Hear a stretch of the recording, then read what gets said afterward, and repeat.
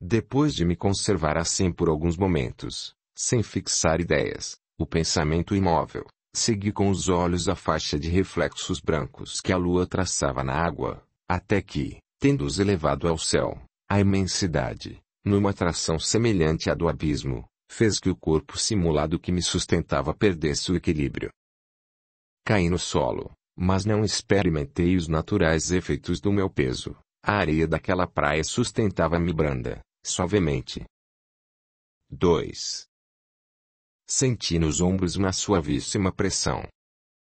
Pareceu-me que a cabeça me tomava o corpo, e a mesma voz que antes me havia chamado, voltou a dizer-me: alegra-se tua alma, porque chegou o fim da sua peregrinação no reino da humanidade, para franquear os umbrais da outra morada onde a verdade tem mais brilho, e mais largo é o caminho que a ela conduz. Por tua inteireza e virtude, por teres sabido suportar resignada os sofrimentos de uma existência, que não foi para ti mais que um martírio, vais entrar em esferas que ainda não conheces. Senti, então, a fronte bafejada pelo sopro da eternidade, que apaga do pensamento a distância dos séculos. Abriram-se os céus, e a luz dos dias que o tempo havia devorado, baixou sobre mim, trazendo em seus raios todas as coisas e atos, que formaram a história das gerações que viveram ali, desde Gaeta a Salerno. Tudo, ali, vi presente. O Golfo de Nápoles, como se fosse um livro imenso, ia fazendo surgir do seio as páginas cronológicas do seu passado. Cada época se me apresentava com seus costumes e vicissitudes, com suas glórias e sofrimentos. Cada revolução virava uma folha, aparecendo outra com a sua civilização e a sua decadência. Uma secreta intuição despertou em mim para poder conhecer tudo o que via. Adivinhava os nomes dos heróis, as invasões, as lutas e o dia de cada acontecimento, nos quadros que se iam desdobrando.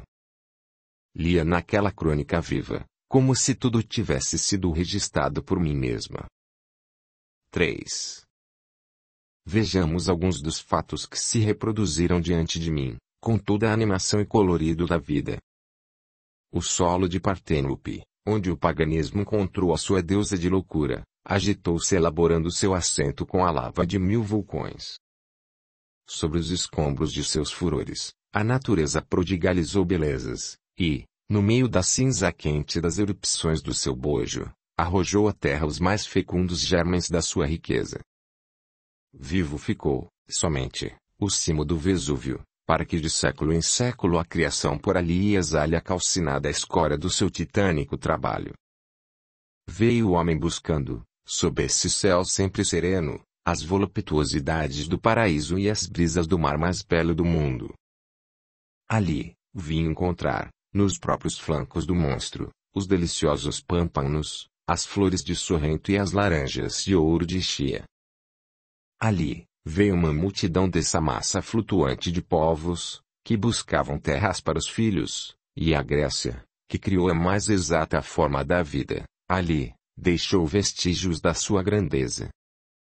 Ali, vi descansar o Látio, antes de ele invadir o mundo, vi Espartaco, à frente de todos os escravos, lançar na campanha o grito de liberdade, vi a coluna de fogo que sepultou Herculano e Pompeia, e Sila escrevendo e embriagando-se.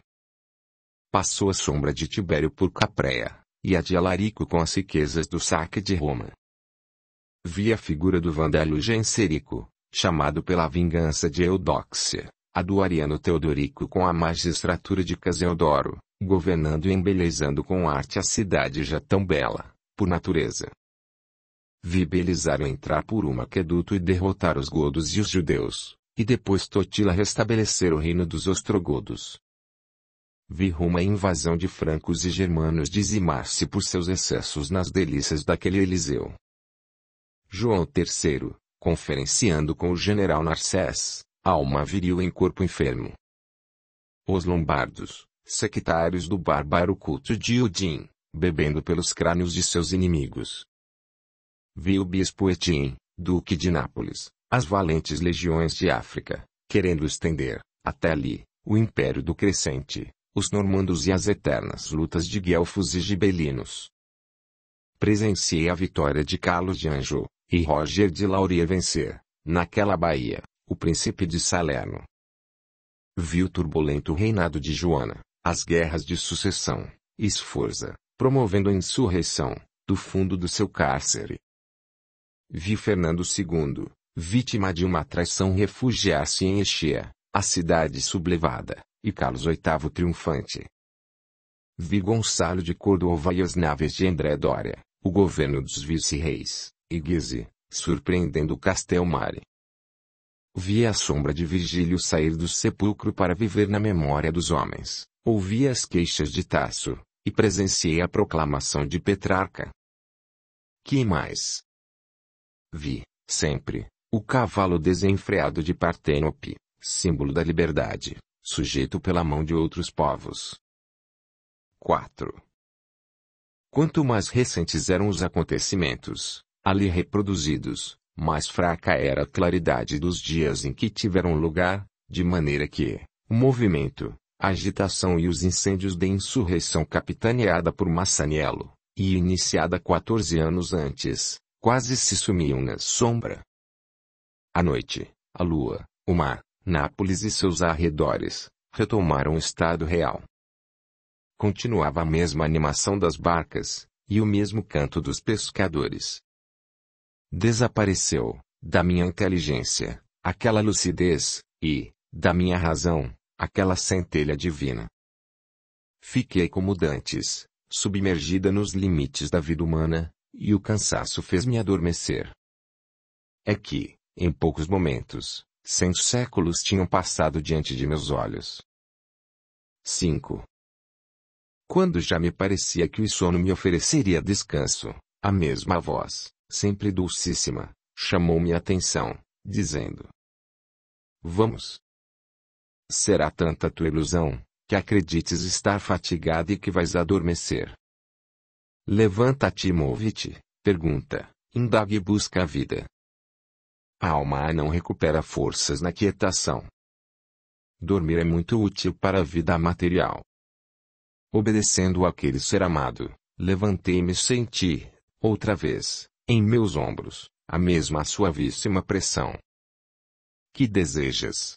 Perguntou. Que queres? Fala, minha querida. Não te condenes à imobilidade e ao silêncio. Diz alguma coisa, pois ainda que eu esteja vendo teu pensamento, será bom que o exprimas em palavras. Para tua consolação, não basta meditar. Exprime tuas queixas com a voz que ainda julgas poder sair de um peito que supões vivo.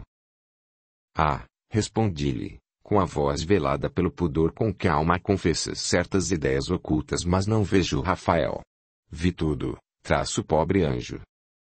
Desejas vê-lo? Perguntou, e sabes quanto terás de sofrer para o veres? Como? Repliquei, eu que sofri tanto por perdê-lo, não me sujeitaria a maiores sofrimentos para o tornar a encontrar? Sim. Já o encontraste. Já te não recordas que foi ele o primeiro que viste, ao morreres? Mas não lhe toquei as mãos, aquelas mãos que tantas vezes me estendeu suplicantes, e que eu nunca consegui estreitar nas minhas. Por algum motivo essa pena te foi imposta. Foi o teu destino, e o destino se mantém inflexível, enquanto não forem reparadas as faltas que o engendraram.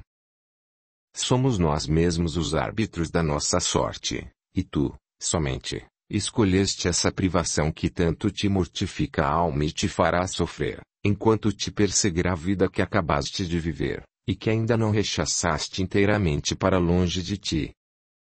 Tua mão estreitará a dele, se o desejares, mas a mão dele estará hirta. Já sabes que ele morreu há bastante tempo. Não importa, disse eu, inclinando a cabeça a centímetro, sinal de assentimento. Quero ter dele alguma coisa, do contrário, as tuas promessas de felicidade. Cala-te. Interrompeu-me o meu bom guia, não continues, que ofendes a providência. Sabes qual será o objeto de tuas fadigas dentro em pouco? Esse amor, por grande que seja, pode desaparecer, como desapareceu a grandeza de tudo o que acabas de ver. Vamos, pois. Para que vejas Rafael, temos que empreender uma viagem.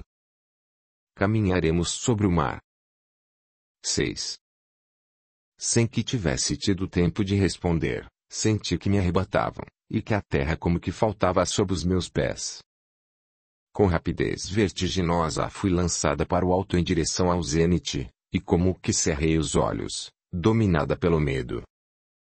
Nada temas, murmuravam-me aos ouvidos, não sentes que te conduzo? Então, confiante, entreguei-me ao anjo que durante toda a vida me guiara os sonhos. Após alguns instantes, experimentei uma espécie de choque como de uma parada instantânea. Olha, ouvi e verás tua pátria. Com efeito, tive uma impressão idêntica do descerrar das pálpebras, mas a vertigem da imensidade fez que de novo as cerrasse. 7. Elevada de noite àquela altura, insulada, e sem um lugar de repouso, ou de apoio à minha cabeça, assediada pelo murmúrio da vida que se faz sentir no silêncio, eu havia cerrado os olhos magoados, como se o ilimitado me houvesse ferido a retina com a luz dos seus sóis. Ao ver-me ali, sem ter onde apoiar as mãos nem fixar os pés, sem outro contato que o do vento, que agitava com força os meus vestidos e as tranças dos meus cabelos, estendia os braços e movia os pés, buscando com a ansiedade do medo e o instinto do perigo, alguma coisa que me livrasse da violenta queda julgada inevitável. A ilusão do efeito físico da gravidade dura ainda por muito tempo após a morte. Olha, olha, disse-me a voz que sempre acudia pressurosa aos meus temores, acostuma-te a olhar assim, porque assim vais ficar por muito tempo. Lentamente, fui entreabrindo as pálpebras, levantei a fronte, inclinei-a para o abismo, e lancei para todos os lados olhares atônitos. Às vezes, levantava precipitadamente a cabeça, pensando recuperar assim o equilíbrio, que julgava perder a cada instante. 8. Vi, através do vapor branqueadas pelos raios da meia-lua, de um lado a terra da Itália, dilatando-se, até onde as primeiras derivações dos Apeninos se confundiam com o céu, cuja abóbada se estendia até apoiar do lado oposto, no Mediterrâneo, que vinha banhar as praias do reino das duas Sicílias. E como se fosse o remate desse colar azul, que cinge tantas maravilhas encerradas em pequeno recanto do mundo, eu via, lá no fundo, a Vênus de Anadyómenes, a cidade buliçosa, desafiando com as suas 100 torres as ilhas do Vesúvio, e a altura do Posílipo, que a seguram entre as garras. Apesar da distância, pareceu-me distinguir as enegrecidas moles de pedra muitos edifícios, como S. Felipe Neri, a Catedral, os Comandulenses, S. Domingos, os Fortes, o Castelo de Sant'Elmo, Castelo Novo e a Vicária o Palácio dos Vice-Reis. Os povoados de Campânia mostravam-se quais pontos brancos entre os seus afamados vinhedos. À entrada do golfo destacavam-se perfeitamente as verdes ilhas de Prócida, Ischia e Capri, 3 esmeraldas desprendidas da coroa de louros disputada por tantos povos, que gozaram daquele paraíso. Depois que esse belo panorama se desenrolou a meus olhos, empreendi a marcha. Desta vez, porém, a força que me arrastava conduzia-me horizontalmente. Deixei a Baía de Nápoles, passei sobre a ilha de Capri, Salerno ficou à minha esquerda, e entramos no mar Tirreno. Audiolivro realizado pelo canal Surya Chand Audiobook. Capítulo 4. O Mediterrâneo e os fenômenos da luz. 1. Pouco a pouco, as brumas da noite iam amontoando no céu densas cortinas, que já ocultavam a débil claridade da lua. A obscuridade estendia-se. A força que me levava, apoderou-se de todo o meu ser.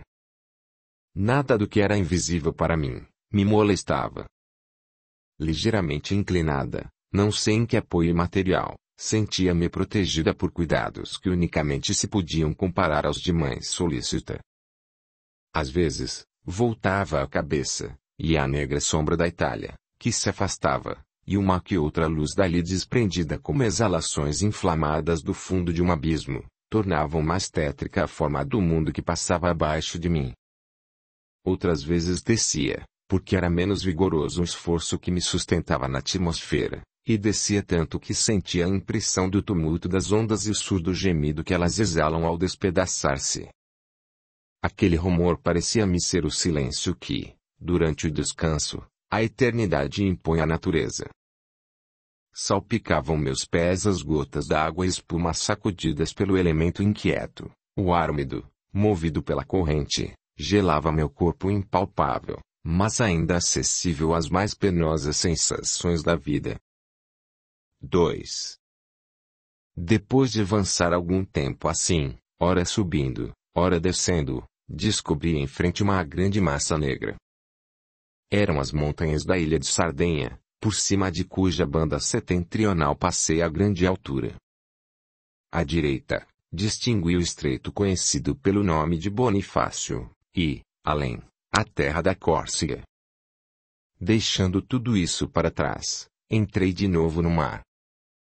O Mediterrâneo Ocidental apresentou-se-me centímetros toda a sua largura. Segui sempre na mesma direção, a ponto de ainda hoje poder, sem me enganar, traçar a linha que então percorri no espaço. Ia invariavelmente, de este para oeste, na altura do 41º paralelo. 3. De quando a quando, a voz do meu guia dirigia-me palavras de animação e consolo, e a solicitude de que me fazia objeto dizia-me o quanto buscava minorar meus sofrimentos. Durante aquele trajeto somente pronunciou algumas palavras, que me fizeram estremecer.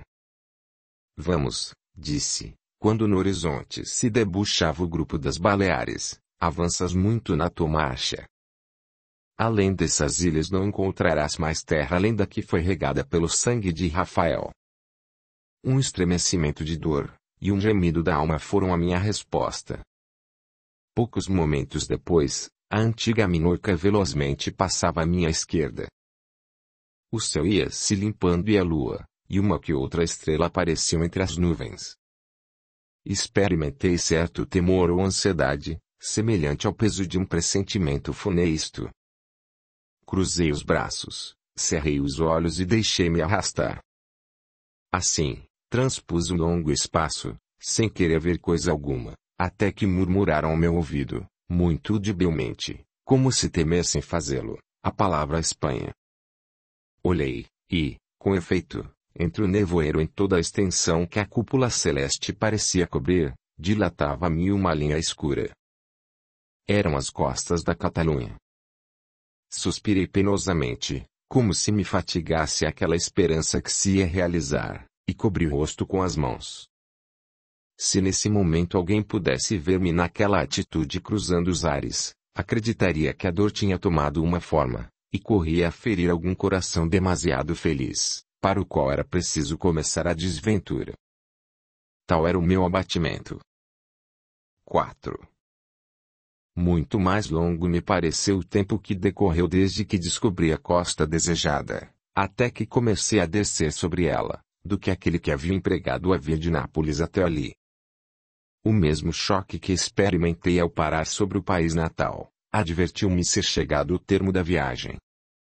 Continuava ainda a cobrir os olhos com as mãos, e com a mesma suavidade com que chega ao solo a folha seca desprendida da árvore, assim toquei a terra com os pés. Achei-me em grande planície ligeiramente acidentada, onde a vegetação não era tão exuberante qual a que sempre admirara nos vales da Campânia. Mas além, no horizonte junto de um grande promontório, destacava-se o severo contorno de uma grande povoação. 5. Terminou a tua expedição, disse o meu invisível mentor. Ali tens Barcelona, perto da qual morreu Rafael. Olhei em volta de mim, e a incurável enfermidade de minha alma, a tristeza, obrigou-me a inclinar a cabeça. Insiste em querer vê-lo? Sim. Afirmei, como quem cumpre um penoso dever imposto pelo coração. Pois vais presenciar um raro acontecimento. Não estranhes, Ele é tão natural como a sombra que criava teu corpo, quando te iluminava a luz do sol.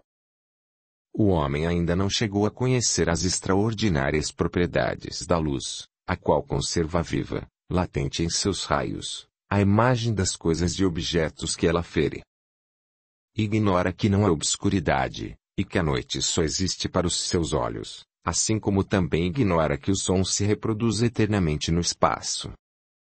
Aproveitando-te dessas leis da natureza, agora que estás livre dos sentidos materiais, porque os que acreditas que te ajudam, são ilusórios, agora que é puramente fantástico o que se ergue entre a tua vista e o real, vais presenciar a luta em que Rafael foi ferido, sem ter a mesma perdido, em sua forma, um só incidente, um só colorido, tal como se deu.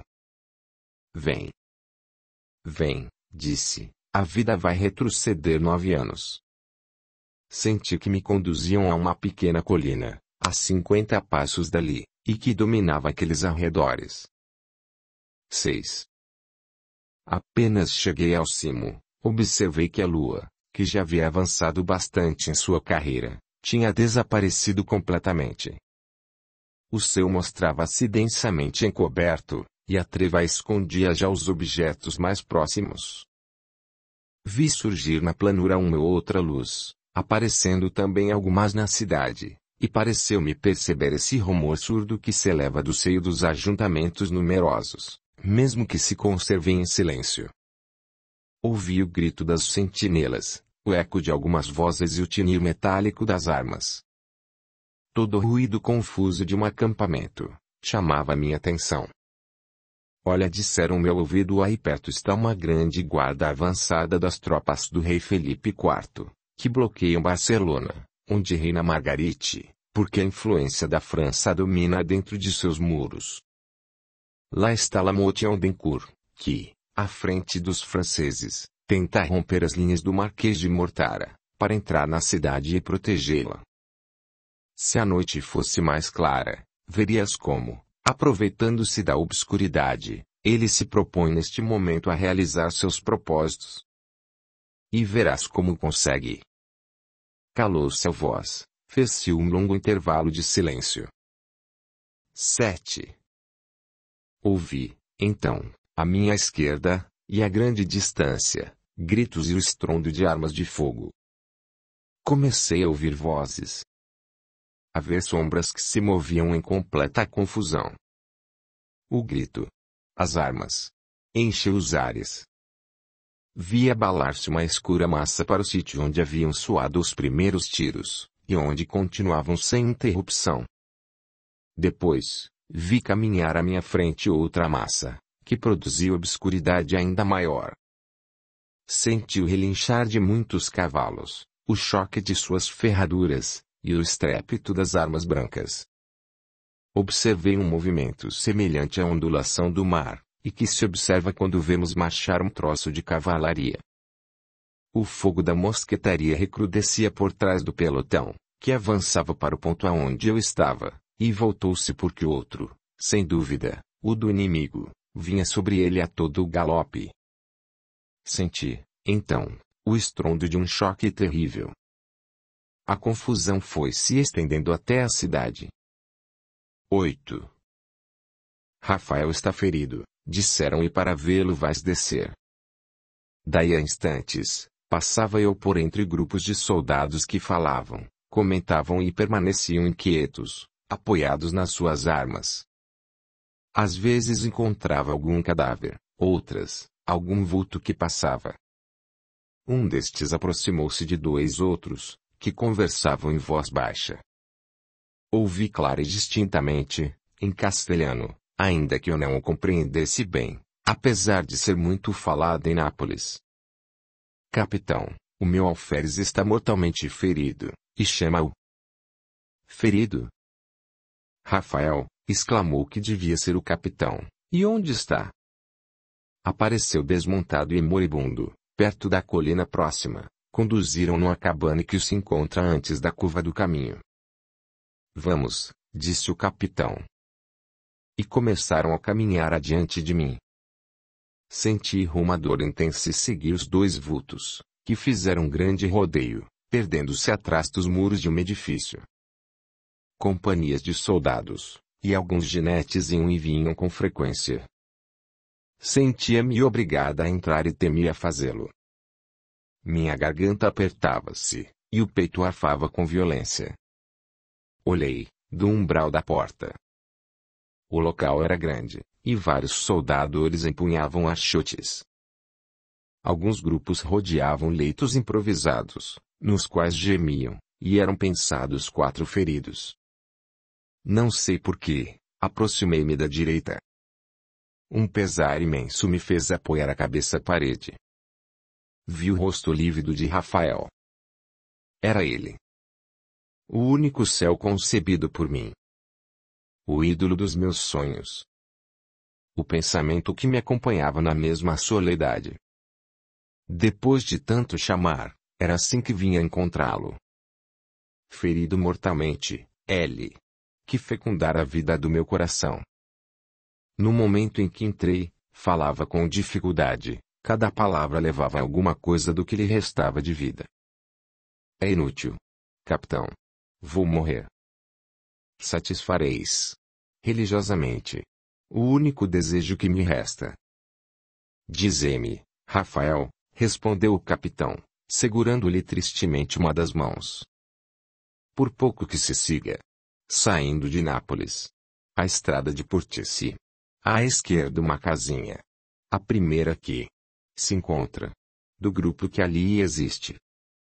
Nela vive uma jovem, que se chama Hermínia. Tomai bem sentido, capitão. Pois bem.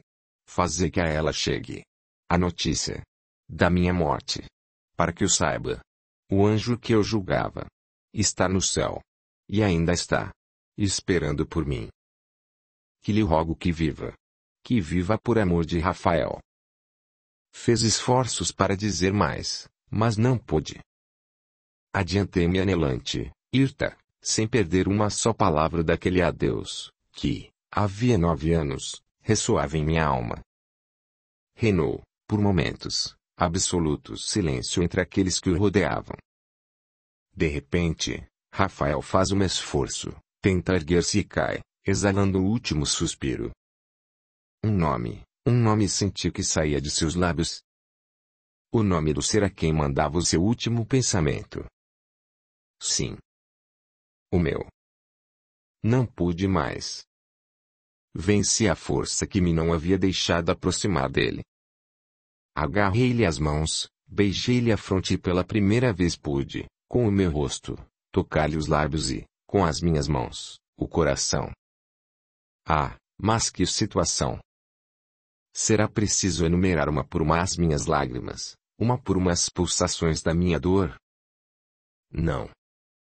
Os que viverem sem esperança, já me hão de ter compreendido. Só tenho que dizer a todos. Esperar que a vida se acabe. Livro 2.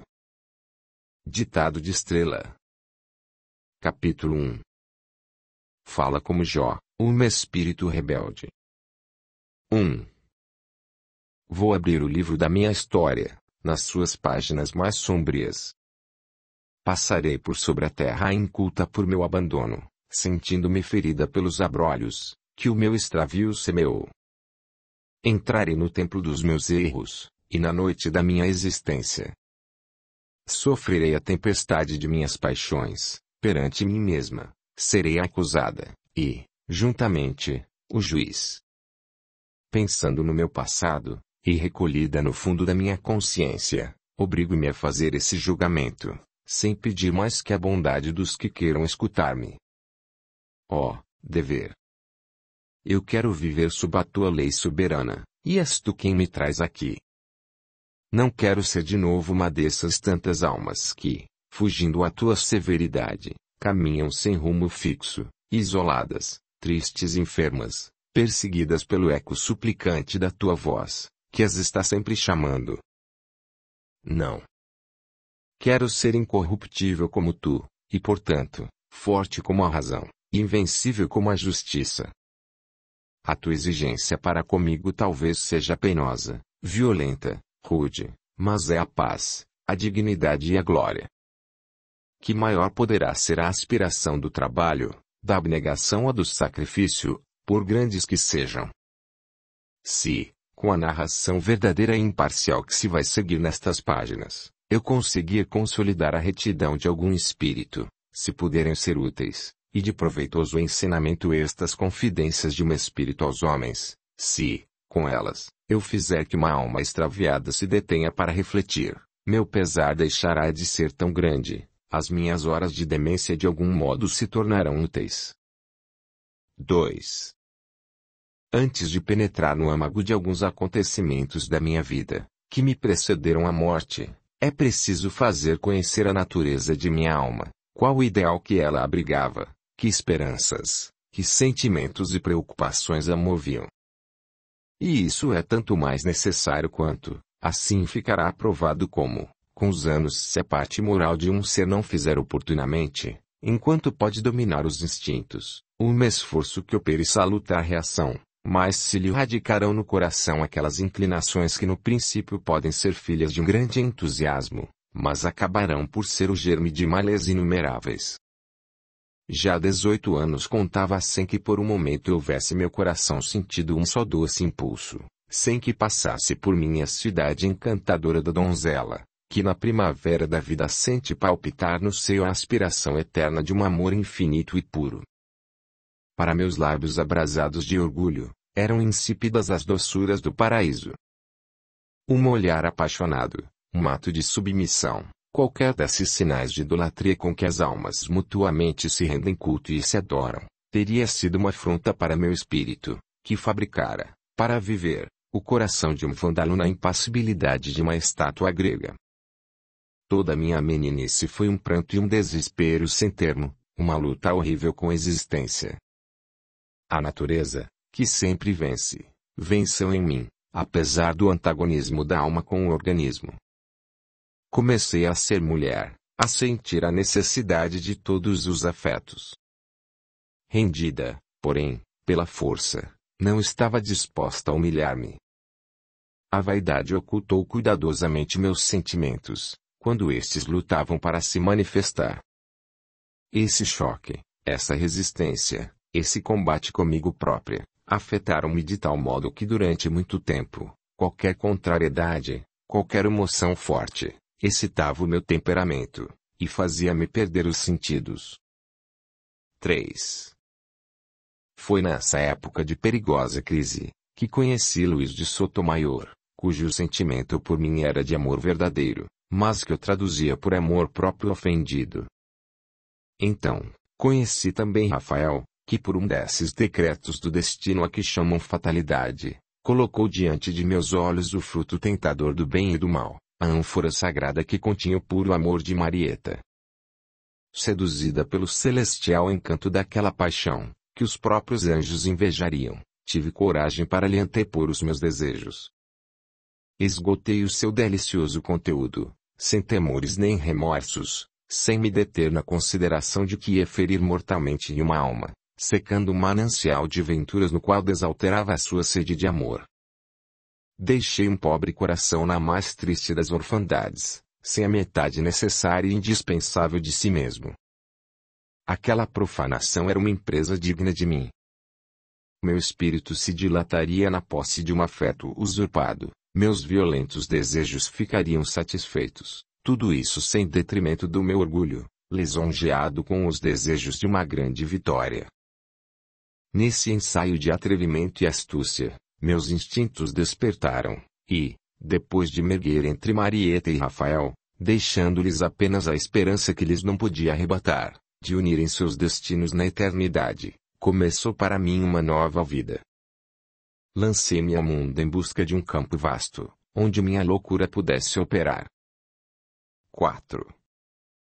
Desde então, minha alma fez-se forte, a ponto de sofrer adversidade ou gozar de uma aventura, sem manifestar no rosto, se assim me conviesse, alegria ou desgosto. Enérgica até a temeridade, infatigável no atingir meus fins, tenaz contra tudo que se me opusesse, somente quando ninguém me via, o sorriso me assomava aos lábios depois de vencer, ou a cólera se desencadeava, quando o resultado me era adverso. Amava as grandezas e o sensacional. O fácil e possível pareciam-me indignos de atenção. Os romances de cavalaria, leitura a que me dediquei com avidez, atiçavam, cada vez mais, o fogo desse entusiasmo na minha imaginação ardente. Os Amandizes e Belianes, e toda aquela turba heróica e fantástica de uma literatura de transição, pareciam-me seres e atos que podiam ser realizados. Esta ação soberba de meus sentimentos sofria, às vezes, uma reação mais soberba ainda. Gozava com a humilhação da grandeza, e o espetáculo que mais me agradaria fora contemplar Babilônia no mesmo dia da sua destruição. Para mim não existia virtude onde não havia soberba e audácia. As almas humildes e resignadas, eram para mim, débeis e vulgares.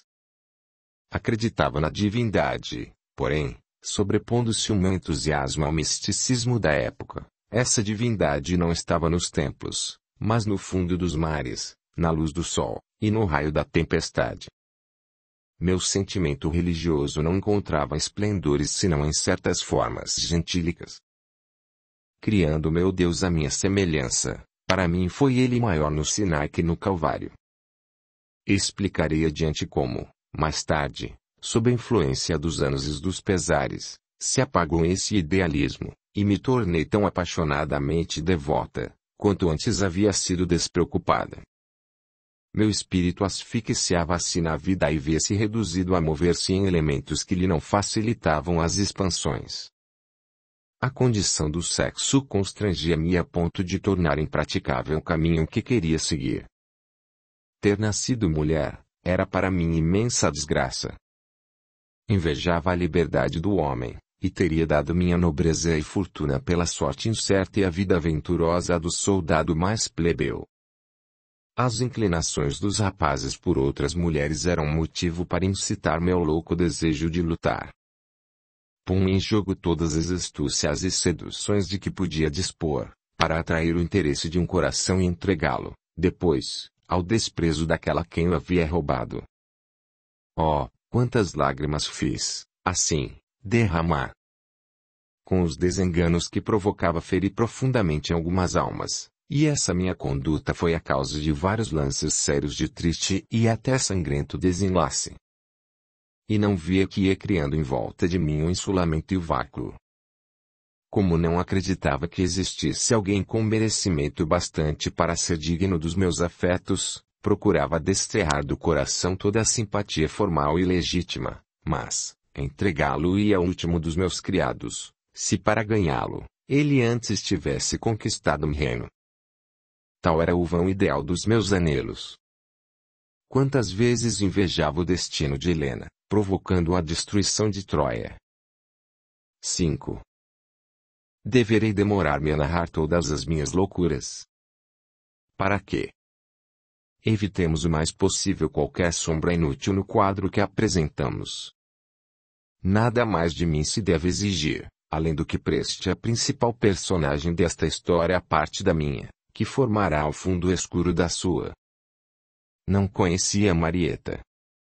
Apenas seu nome me havia chegado aos ouvidos, qual eco de uma delicada harmonia, mas conheci o seu amor, e minha alma, que era daquelas que pairam com as suas asas negras, como a águia, para fazer presa nos sentimentos alheios, quis possuir esse amor para devorá-lo, e gozar da sua tranquilidade e encanto, pleno de mistérios.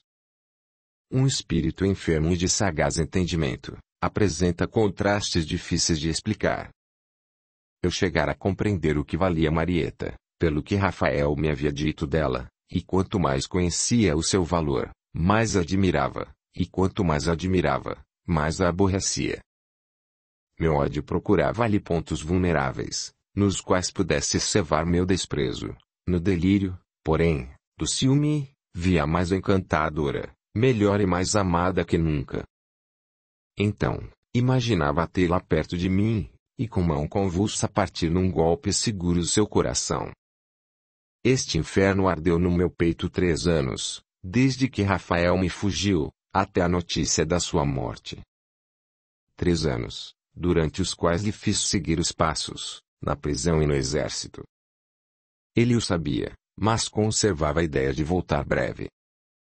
Se ele conseguisse iludir-me, eu sabia o que tinha a fazer. Revolveria o mundo, e eles não se livrariam do meu punhal. 6. E, apesar disso, amava eu? Não. Só amava a mim própria, em Rafael. O que eu queria era apossar-me do sentimento, que dava felicidade a uma outra mulher. Nada mais. Conheci-o, quando aqueles que, movidos pelo meu ouro, vigiando todas as suas ações, fizeram chegar até mim a palavra, morreu. Depois de chorar, respirei. Havia me libertado de um trabalho bastante penoso. Eis aqui, como se pode fazer um retrato fiel da minha alma. Procurarei, pois, ser sincera, quando tiver de me acusar. Será rude a franqueza da minha humilde confissão. Direi como Jó, quando se lamentava. Minha alma tem horror à minha vida. Meu raciocínio se levantará contra mim, e de minha alma falarei com amargura. Pensem que posso falar assim, os que acreditam que, tarde ou cedo, se redimem todos os maus. Somente os maus podem de tal duvidar. E tal a minha fé na supremacia do bem, que creio que Sodoma, a cidade ímpia que dorme na história o sono de sua iniquidade e corrupção, renascerá da sua hediondez no mesmo lugar onde foi maldita, para ser a cidade do trabalho e da virtude. Capítulo 2. Como, dormindo, se pode ir longe. 1. Quem já me conheça, pelo que está escrito nas páginas de duas existências, habitando a minha casa da cidade de Granada, fixe a atenção no mesmo sítio e na mesma noite daquele dia, um dos últimos de abril de 1661, que Marieta descreveu com a legenda de o primeiro dia de um morto. Com os braços apoiados à mesa coberta de pano carmesim, a cabeça entre as mãos, e sentada em grande cadeira gótica de espaldar de madeira, lia, a vacilante luz de duas velas, os emblemas morais de João de Orozco, livro curioso com que me havia presenteado, em sinal de grande amizade, um cônego da Catedral de Granada. Minha imaginação, que para pintar ao vivo não tinha rival, extasiava-se com as insígnias que os gentios atribuíram aos falsos deuses. Afigurava-se-me ver Marte com a sua forte armadura que despedia fogo, trazendo no capacete vivas chamas em vez de coloridas plumas, Júpiter, presidindo ao Olimpo, e empunhando o raio, Plutão com a chave que encerra, em profundas cavernas, donde jamais poderão sair as almas dos maus, e que guarda também, nas entranhas da terra tesouros, cuja aquisição faz crescer tanto o número dos perversos. Netuno presidindo, do seu carro ao amargo e inquieto elemento dos mares, a doce tranquilidade dos rios, e a imobilidade dos tanques e lagos, simbolizados na tríplice e acerada ponta de seu cetro. E assim, lendo e criando as imagens de outros muitos deuses, à medida que o livro me indicava suas insígnias, veio dos sonos tocar-me com as suas, obrigando-me, por mais de uma vez e malgrado meu, a inclinar a cabeça e cerrar os olhos, que, reabertos e fixados no livro, tornavam a cair ao soporífero influxo de tão poderosa mão. Afinal, declarando-me vencida, rendi-me ao Deus sonolento, e quis entrar de todo no seu império, onde se reparam as forças, onde se aliviam as penas, umas perdidas e outras frutíferas, com as lutas de cada dia. Cedendo ao sono, abri a boca e fechei o livro, atei com cuidado as cintas do pergaminho, ergui-me preguiçosamente, aproximei-me da porta, levantei a cortina e chamei até que consegui despertar a criada de quarto, Doroteia, que dormia tranquilamente na antecâmara, sob a proteção da mortiça luz de uma lâmpada balouçante do teto. 2. Poucos momentos depois, repousava sossegadamente em macio leito. De mim se foi apoderando esse inigualável estado de bem-estar, doce languidez dos sentidos, de que a alma se aproveita para se ir lentamente desprendendo dos órgãos da vida, que a põem em relação, e a sujeitam às leis da matéria, momentos de transição, de embriaguez, nos quais, se não vê, nem ouve, nem sente, basta, contudo, o menor abalo, o mais insignificante ruído, para que se reate e estreite apressadamente o laço que sigilosamente começava a desfazer-se. Momentos de quietação e silêncio, em que até o pensamento suspende os trabalhos do seu laboratório de ideias, para proteger aquela fuga misteriosa do espírito. As pálpebras caem, a cabeça inclina-se, o rosto empalidece, os braços buscam o equilíbrio da inclinação. A boca entreabre-se, não para a emissão de palavras, nem para receber alimento, mas para uma aspiração mais forte, mais cheia, mais completa de ar, que mantenha sem interrupção o movimento da vida, que não deve cessar nem de cair um instante. A alma fica como que suspensa sobre aquela existência, sem outros sinais além da pulsação, sem a abandonar um momento, a fim de recuperar a ação orgânica, quando as forças se tornam necessárias. Cheguei a dormir, mas meu sono começou por não ser profundo nem tranquilo. Não era um sono que, dando completamente o repouso, deixa mais liberdade ao espírito para contemplar os objetos e os acontecimentos, dos quais ao despertar não pôde encontrar recordações, porque são acontecimentos e objetos que só viu e tocou dormindo. Sonhava com coisas e feitos, horas e lugares, desconexos, sem ligação. Mudava de lugar sem o tempo necessário para percorrer as distâncias.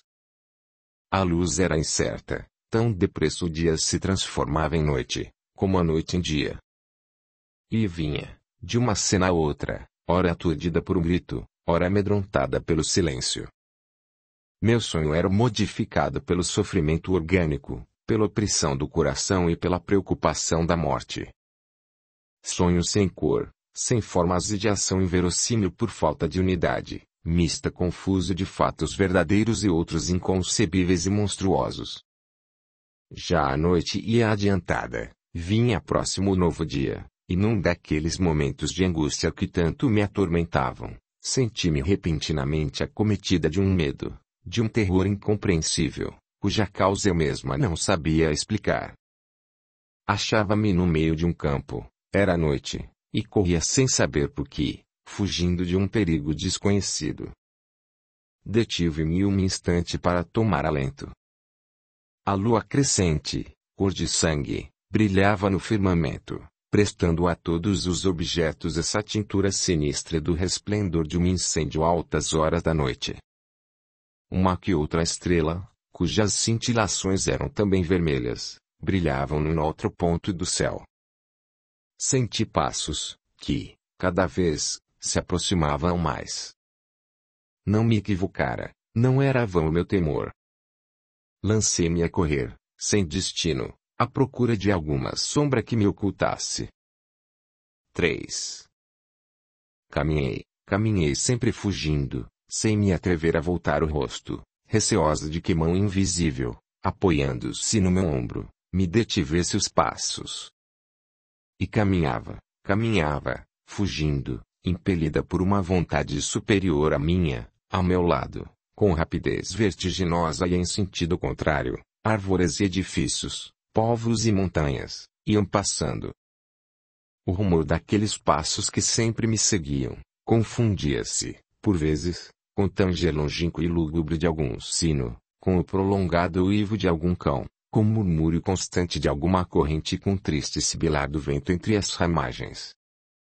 Caminhava fugindo, qual o judeu da lenda, sem parar, sem descansar um momento, medindo, a passo vacilante, dilatadas distâncias, com a respiração fatigada das brisas contrárias, com receoso olhar as sombras passageiras, que corriam comigo qual o fantasma que me perseguia, ao passo que algumas permaneciam imóveis e erguidas até o céu, e outras, deitadas, entre velhos e carcomidos troncos, às margens do caminho, me pareciam levantar as cabeças irritadas por me ter atrevido a interromper-lhes o silêncio. Ora corria por uma planície, escalava um monte, descia a um vale, ora pisava a areia do caminho já trilhado, a escabrosidade de um terreno intransitável, a vertente quase perpendicular da montanha só roçada pelas asas do corvo, ou então o pó ensopado de um terreno pantanoso, ou a relva úmida dos prados. E para que não duvidasse um instante, para que nem sequer me detivesse a refletir, encontrava sempre, como se invisível magia me protegesse, uma ponte sobre o rio caudaloso para poder transpô-lo, uma passagem para firmar o pé no meio da corrente, um ramo onde segurar-me para subir, ou uma árvore ou muro em que me apoiasse para descer. Condenada a correr, lançada desse modo ao espaço por uma vontade que subjugava a minha, como o frio ferro do martelo dobra, para lhe dar nova forma, o rubro ferro, caminhava e caminhava sempre, em linha reta, afrontando todos os perigos, vencendo todos os obstáculos, tocando todas as sinuosidades do terreno, qual se me arrastasse como a tartaruga, e chegando a todas as alturas, qual se voasse como a águia. 4. Não sei como, do mesmo modo porque nos sonhos se muda de lugar e se varia de situação, do mesmo modo violento porque se transforma o aspecto das coisas, e se desvia a lógica dos fatos, a lua desapareceu e o céu até então limpo, se cobriu de nuvens densas. Terrível obscuridade, e silêncio terrível seguiram o reflexo de sangue da lua, e os ruídos misteriosos da noite. Meu corpo tremia como tremiam meus pensamentos, ao sentir o frio de um pressentimento triste, como tremem, no meio do deserto, a musculatura forte e o sagaz instinto das feras ao pressentir a dupla tempestade do céu abrasador e do solo movediço em que vivem. Espantoso simum que arrasta com igual velocidade as nuvens de vapor e as montanhas de areia. Continuei caminhando assim, o ar frio que me açoitava o rosto, gelava-me o suor da fronte, e o medo gelava minha alma.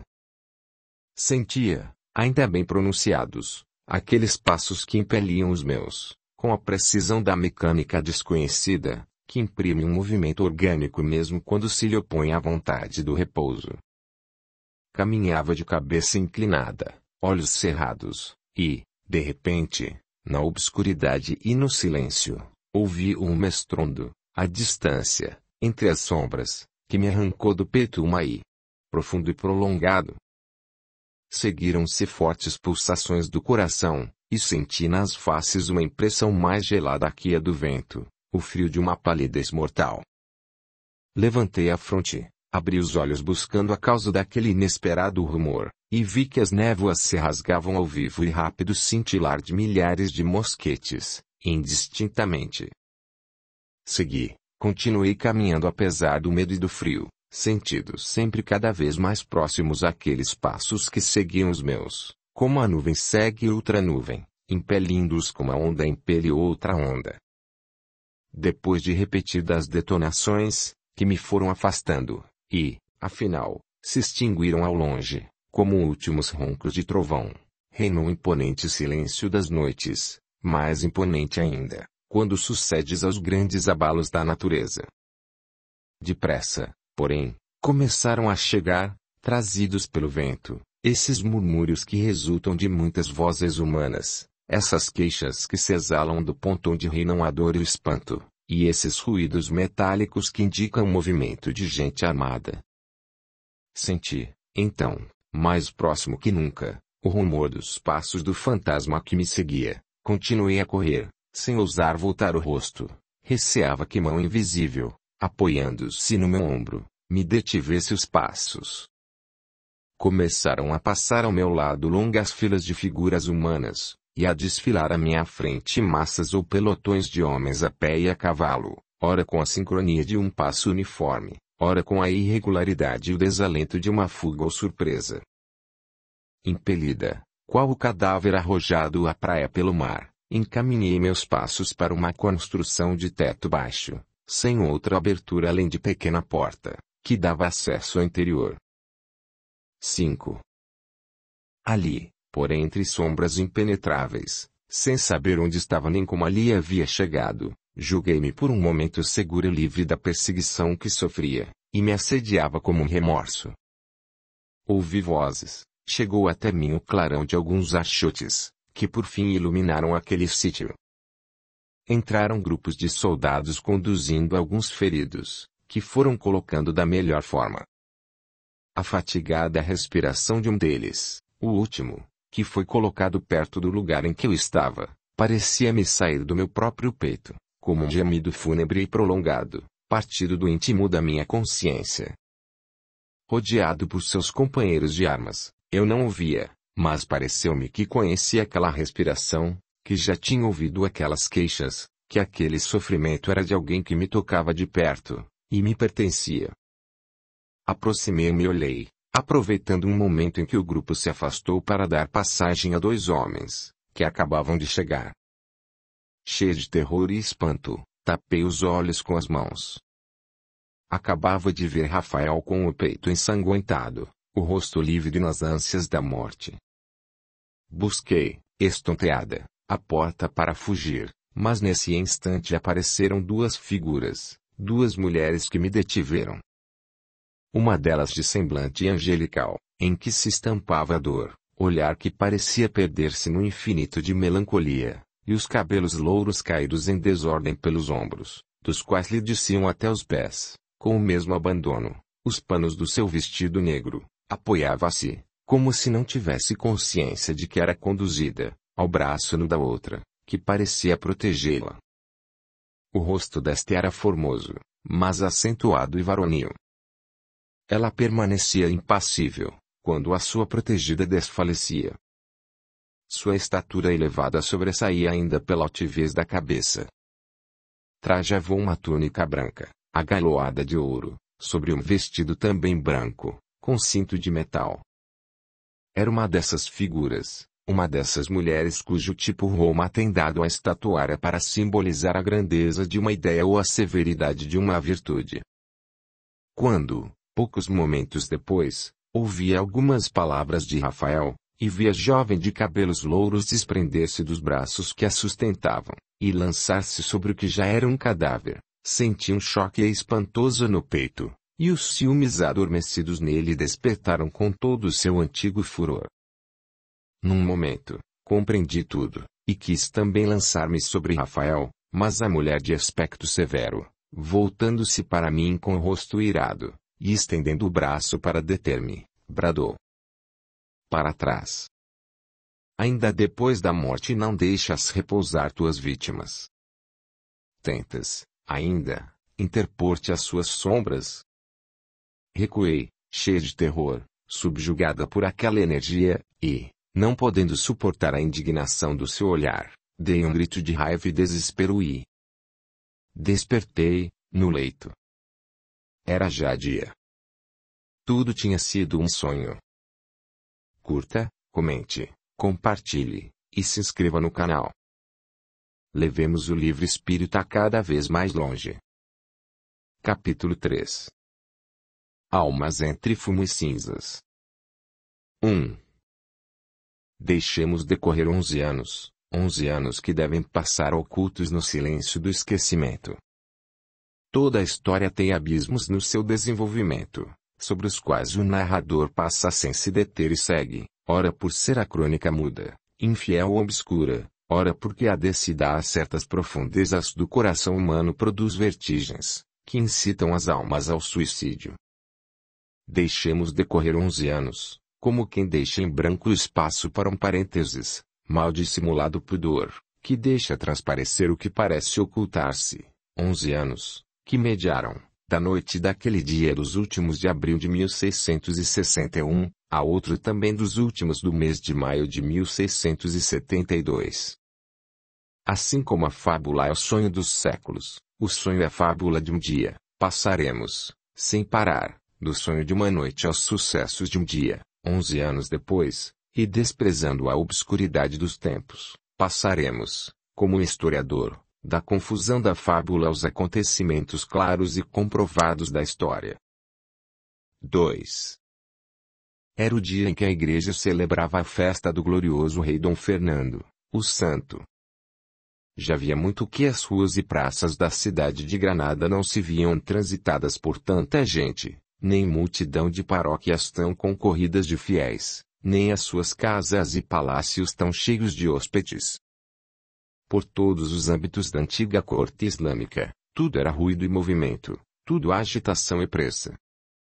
Por toda parte se manifestava o luxo, se ostentavam galas, se rivalizava em gostos. De muitas léguas em redor, a população se havia aglomerado no recinto da cidade, a ponto de ficar quase deserta toda a encosta, e a dilatada a veiga. Já desde a véspera que o barulho dos sinos das igrejas e conventos, e da torre da vela, tanto quanto o surdo troar da artilharia da Alhambra, haviam anunciado o extraordinário da festa, para a qual, com muitos dias de antecedência, haviam sido feitos convites em éditos e pregões. Ninguém, porém, acreditava que tanto empenho e concorrência tinham por objeto relembrar as façanhas do muito valoroso rei e santo daquele dia, nem patentear suas virtudes para exemplo dos poderosos do mundo. Se haviam invocado o seu nome e escolhido o seu dia para celebrar aquela festa, nesse regozijo quem menos tomou parte, lá do céu, foi o conquistador de Sevilha. Oxalá que, em vez do motivo que ali aglomerava tanta gente, fosse verdade que, levantado o trono dos 20 reis na cidade muslímica, tivesse o profeta restabelecido o paraíso nos campos, onde habitara por tanto tempo. Oxalá que em vez do espetáculo que ia representar na praça de Bibi Rambla, fosse verdade que se preparavam nela jogos de anéis e prendas, e que, depois de zambas no Generalife, vinham da Casa Vermelha tomar parte e neles os abserragens, isegris, abeudes, abimeias e almorades, cobertos de finas cotas e ricos mantos de brocado, onde brilhavam meias luas de prata, e que, montando magníficos corcéis, ostentavam garridamente suas plumas e divisas, umas verdes e escalates, outras azuis e brancas. Seria melhor que o sol daquele dia, em vez de alumiar tão tristes feitos, guiasse pelo caminho do rei meninos descendentes daqueles que ainda choram a perdida pátria, e que, subindo as margens frondosas do Genil, foram pelo campo de Ababu plantar em torres vermelhas o pendão de Aben Alamar, bradando a todos os ventos: só Deus é vencedor. 3. Mas, não. Tratavam-se, somente, de dar cumprimento a algumas sentenças do Tribunal da Inquisição, que, para a extirpação das heresias, esplendor da Igreja e exaltação da Santa Fé, tinham sido pronunciadas em nome de Jesus Cristo contra alguns infelizes que, ou já se haviam tornado suspeitos de entreter relações mais ou menos implícitas com o diabo, ou tinham sido incitados pela perversidade deste a pensar, dizer ou praticar qualquer coisa contra o que pensa, diz ou pratica a religião católica, apostólica, romana. Eram daqueles solenes autos de fé que, de quando em quando, se faziam necessários para arraigar, de mais em mais, a crença nas almas, e purificar com as chamadas fogueiras a atmosfera pestilenta de maus pensamentos, que por suas portas o inferno constantemente arroja ao mundo. Um daqueles solenes autos de fé, tão edificantes, tão úteis para cauterizar o cancro roedor da dúvida, e que tanto regozijavam as almas piedosas pelo aparato solene com que se buscava tolher os voos audaciosos do pensamento, que em seu desenvolvimento, como Eva daninha, se levantavam ufanos, pretendendo rivalizar em loçanias e frondosidade com a enraizada e vultosa árvore da Igreja, um daqueles autos de fé públicos, para a maior glória de Deus, e para convencer e demonstrar clara e visivelmente, com meios bastante eficazes, como se deve manter a verdade, e que ia ser levado a efeito com geral satisfação dos fiéis. E essa satisfação era tanto mais legítima, quanto encontrava natural recompensa nas graças, e no seu número de indulgências que os pontífices haviam oferecido a todos os cristãos, que devotamente se prestassem a acompanhar e desempenhar um papel em tão solene e levantado ato. Sim. Convocada a cristandade para um auto de fé, ia celebrar-se a morte do condenado, como então se praticava, com esplendor e luxo, queimando em nome de Deus, diante de Deus e pedindo a Deus por ele. Era preciso destruir, amordaçar o poder das consciências inclinadas à rebeldia, e que se atreviam a duvidar do poder da Igreja. Era preciso limitar o poder do pensamento, sempre inclinado a trabalhar fora da Igreja. Era preciso selar com ferro em brasa aqueles lábios sempre dispostos a dizer mais do que diz a Igreja. E ninguém se atrevia a protestar, nem no mais alto da ideia, nem no mais alevantado da inteligência, nem no mais sagrado do sentimento. Ninguém se atrevia a protestar, nem na obscuridade, nem no retiro, nem no silêncio, porque aquele protesto podia ser surpreendido no raio de um olhar, num gesto do rosto, na respiração de um peito, na pegada dos passos, por aquele poder, que, como continha uma testemunha em cada consciência, e um ouvido à escuta em cada segredo, percebeu o ruído dos pensamentos e o rumor das ideias, que ele logo processava na sombra, e executava a luz, com o verdugo de um lado para matar, a fogueira de outro para extinguir, e a cruz ao alto para se poder declarar irresponsável por seu julgamento. E ninguém podia escapar à ação daquela sentença sancionada pelas multidões, que aplaudiam com mais medo que piedade, com mais terror que entusiasmo.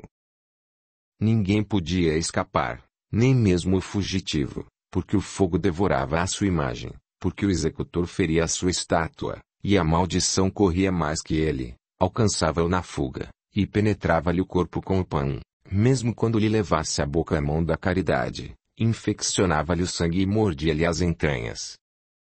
Ninguém podia escapar, nem mesmo os próprios mortos, porque se desenterrava o ímpio, fazia-se comparecer o cadáver, invocava-se-lhe a alma, pronunciava-se a sentença para que a ouvisse lá dos abismos, trituravam-lhes os ossos e lançavam à fogueira, para que não restasse a mínima parcela de seus membros, que tinham sido movidos pelo sentimento de heresia. Audiolivro realizado pelo canal Surya Chand Audiobook. 4. Na praça de Bibi Rambla, em frente da alcaçaria, estava construído o imenso tablado ricamente atapetado, ao centro do qual se erguia um altar, para onde havia sido conduzida a cruz, símbolo da redenção humana, e do alto da qual, havia 17 séculos que, no meio de um grande infortúnio, tinha sido dado o exemplo maior de tolerância que o mundo já conheceu. Nas margens do rio Beiro, amontoavam-se no queimadouro os materiais para a fogueira, cuja chama, ao levantar-se, levantava, também, consigo, a ideia que se queria destruir.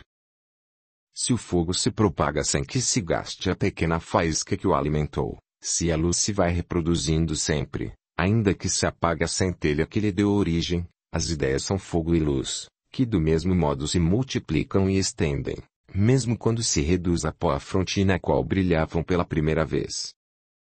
No meio da cinza quente da vítima, o espírito permanecia intacto, com o seu pensamento abrasado, mais herético que nunca, mais ativo e mais livre para o proclamar bem alto, e propagá-lo mais longe. Entretanto, o fumo negro, redemoinhando ao redor da pira, sufocava nas gargantas a horrível maldição dos roupetas, ainda mais horrível pela impiedade com que era lançada, no meio de uma oração pela alma do condenado. Nunca, como depois de um daqueles sangrentos sacrifícios, era mais visível a comunicação das almas. Nunca, como depois de um martírio, é mais fácil a propagação das ideias. Um gênio insensível ia, de consciência em consciência, derramando aqueles pensamentos que se haviam erguido aos ares com o último suspiro exalado nos patíbulos, com as últimas fagulhas dos queimadouros de heresias, que os ventos espalhavam pelo solo. Eles iam aparecendo aqui, ali, sem se saber quem os levava, apareciam a um tempo em pontos distintos, sem se saber de onde vinham, e, pouco a pouco, criavam uma atmosfera que, afinal, todos respiravam, até chegar à ação em que patenteavam aos olhos da humanidade, entre perseguições e lutas, convulsões e dores, a verdade que um só havia proclamado, quando todos se obstinavam no erro. Os mártires continuam no espaço, depois da morte, a obra que começaram na terra. Entregam aos ecos a palavra sufocada pela tirania, para que jamais se perca, e os ecos vão se reproduzindo de geração em geração, alentando nos cérebros essa contínua insurreição das ideias contra a obscuridade, e não se elevam a mais altas esferas, nem abandonam o campo da sua contínua luta, até que a razão acenda o seu facho, e a verdade teça sua coroa. Há quem evoca o homem, quando levanta altares nos templos, monumentos sobre os sepulcros e estátuas nas praças públicas. Quem tem ele sempre na memória, quando pendura, nas paredes do seu lar, imagens, em quadros de ouro, senão os mártires de um princípio que pode salvar a humanidade. A imortalidade é tão real onde parece que se morre, que o trabalho e o entusiasmo dos mortos se refletem no olhar dos vivos. É que o espírito dos que morreram habita entre as almas dos que vegetam na terra. 5. Prossigamos. Aquele dia, no qual, por tão triste motivo, um povo se vestiu de gala, aquele dia, no qual a satisfação dos semblantes mal disfarçava o terror das consciências, foi também triste, muito triste para mim. Havia tempo que, retirada da sociedade, longe de todo bulício, vivia complacentemente só. Não desejo, nem vem ao caso, explicar a causa. Para isso, teria que remover histórias, e assinalar nomes que, se são parte principal da minha vida íntima, nada tem que ver com o propósito destas páginas. Nada mais se pode exigir de mim do que prestar a principal personagem desta história a parte da minha vida, que deve formar o fundo escuro da sua, como já afirmei. Além disso, seria manifesta profanação entregar à publicidade fatos que não me pertencem exclusivamente. O retiro e a soledade, que tanto influem sobre as almas, a ponto de modificar os costumes, dar nascimento a outros gostos e desejos, e, mesmo, apagar as mais profundas convicções, a soledade e o retiro, sem que disso me apercebesse, tinham em mim operado uma reação estranha, dadas as inclinações habituais do meu espírito. Como toda mulher do mundo, que gastou o coração, fortuna e mocidade em vaidades e loucuras, ao ver-me só, farta de uma existência inútil, sem gratas recordações, nem doces afetos para encher o vazio que criara em torno de mim, para entreter o tempo que já não me permitia amar, entreguei-me completamente à prática dessa devoção tardia, com que se pretende salvar a alma depois de haver perdido, e ganhar o céu depois de o haver desprezado. Caí no abatimento místico, que mina as existências que começam a temer a morte, quando a vida se vai estiolando. Na falta dos gozos proporcionados pelas ocupações legítimas, vêm as preocupações mortificar o coração. Enfermidade horrível. Tremer ante o sepulcro, situado no fim de um caminho desviado do real. O medo entre dois abismos. Jamais pudera acreditar que por afogar uma recordação ou matar um remorso, tivesse de me refugiar religiosa e furtivamente nos templos, buscando esperanças, onde nunca minha fé havia encontrado meios de se alimentar e crescer.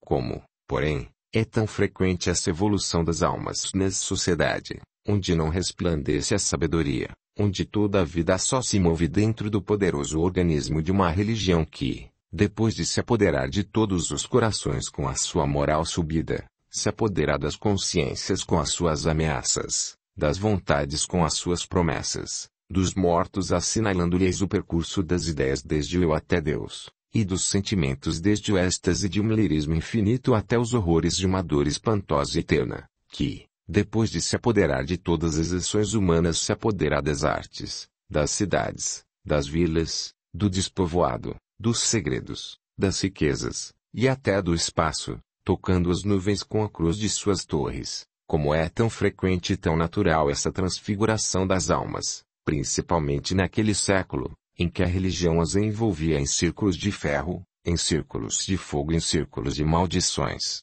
de modo tal que só escapavam os espíritos fortes que se levantam até os céus em busca da religião e do espírito. Não se deve estranhar que me deixasse arrastar, apesar da inteireza do meu caráter, pelos sentimentos dominantes naquela época. Aquilo que a todas as horas penetra pelos sentidos, o que constantemente se faz respirar no ar, o que em toda parte sai ao nosso encontro, não se pode evitar que cedo ou tarde seja parte da nossa vida. 6. Como todas as minhas paixões eram tão violentas que se tornavam tempestades, assim a minha paixão religiosa se transformou em fanatismo. Aquele contínuo viver na sombra dos templos, tornou-me algum tanto tímida, e eu que sempre encarara o som de frente, como as águias, Apenas ousava levantar os olhos do chão. No exterior, se o posso dizer, a minha nova alma ia se refletindo, porque a alma depois que forma o seu corpo, levanta ou dobra segundo se eleva ou se inclina. Os acontecimentos do dia acima referido, contudo, não podiam produzir em minha alma aquela satisfação geralmente mais hipócrita que natural, e que parecia manter a tranquilidade em todos os semblantes. Ao contrário, as execuções que se iam realizar desenhavam-se em minha imaginação vivamente reproduzidas, e eu via tudo enlutado e envolto em fumo e cinzas. Uma repugnância instintiva do coração produzia em mim um mal-estar, de que me não podia libertar. Tristemente preocupada, com o ânimo enfermo, a mente debilitada e excitada por horríveis pensamentos, saí cedo da minha casa situada no alto do Abaicim. Depois de ter ouvido missa na colegiada do Salvador, e de ter passado por Alcazaba, detendo-me alguns momentos em Santa Isabel, dirigi-me à catedral. Cruzei-lhe as amplas naves, sem, como dantes, levantar os olhos em busca de alguma coisa que ignorava, e que não era mais que o infinito, estendido de coluna a coluna e de abóbada a abóbada, entre as folhagens de pedra que enfeitam aquela produção da ordem greco-romana. Naquela revelação da arte, procurava outra revelação superior da alma. Cansado o corpo, e fatigado o espírito, deixei-me cair de joelhos na capela mor. Algumas pessoas andavam pelo templo e muitas oravam em silêncio diante dos altares. Eu seguia a terrível preocupação da minha mente. Daí a pouco, o reflexo vermelho dos vidros de cores parecia-me sangue, a impassível atitude das imagens figurava-se mirada, e o silêncio que ali reinava, interrompido apenas pelo som de alguns passos cautelosos ou pelo murmúrio de alguma oração, parecia-me o silêncio imponente de um túmulo. Para afugentar tão lúgubres impressões comecei a orar também. A vista obscureceu-se-me, e um mundo de fantasmas me passou pela mente, fatais como o meu destino, tristes como a minha situação. Senti uns passos, cuja lentidão me chegava aos ouvidos, compassada pelo ruído de esporas. Olhei, e ao mesmo tempo passou ao meu lado um homem, que parou diante de mim. Um abatimento horrível me desceu da cabeça ao coração. A figura de Rafael estava diante de mim.